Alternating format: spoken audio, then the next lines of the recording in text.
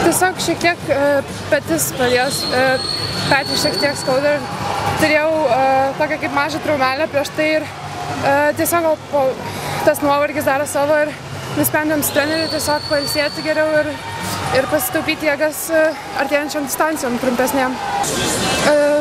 Šiaip mūsų planas šiandien vakarui buvo tiesiog pirmus 35 metrus pasipraktikuoti ir tą jausmą vandens atgauti vėl ir toliau likusius metrus tiesiog lengvai paplaukti ir kad laimėti tą pusfinalį. Ką ir padariau ir gan lengvai suplaukiau ir patenkinta savo laiku esu.